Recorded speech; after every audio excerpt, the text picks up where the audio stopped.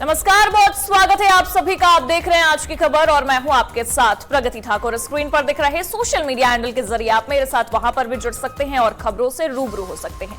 चलिए बुलेटिन की शुरुआत कर लेते हैं इस बड़ी खबर के साथ, जहां अमेरिका, इजराइल और ईरान के बीच संघर्ष जारी है।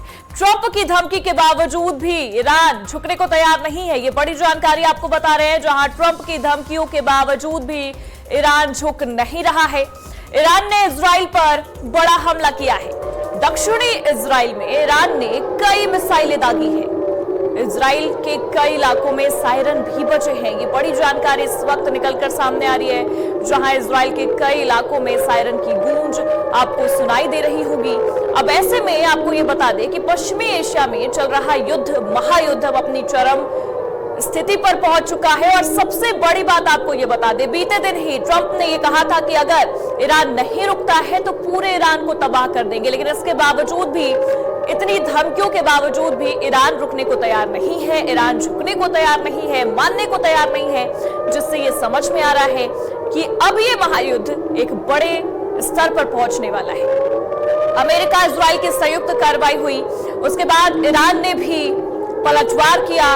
एक दूसरे पर वार पलटवार की स्थिति लगातार देखने को मिल रही है। बीते 1.5 महीने होने वाले हैं, लेकिन आपको ये जानकारी दे दे कि जिस तरीके से ये हमले हो रहे हैं, ऐसे में आम जनता भी इसका शिकार हो रही है, सिविलियंस भी परेशान हैं।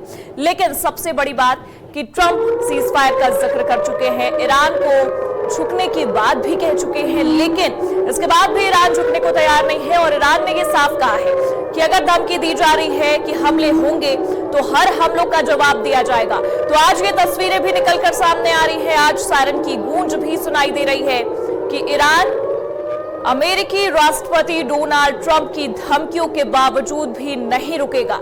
ईरान ने इजराइल पर इन धमकियों के बावजूद भी एक बड़ा हमला कर दिया है। दक्षिणी इजराइल में ईरान ने कई मिसाइलें दागी है। इजराइल के कई इलाकों में सायरन की गूंज भी सुनाई दी है। अब ऐसे में ये समझ में आ रहा है कि ट्रंप जिस तरीके से प्लान बना रहे थे, जिस तरीके से रणनीति बना रहे थे, ईरान को ये कहकर कि हम ईरान को तबाह कर देंगे अगर ईरान नहीं झुकता है, ईरान जंग नहीं रोकता है, तो उससे ये समझ में आ रहा है कि ईरान इतनी आसानी से ट्रंप की धमकियों को नहीं मानने वाला।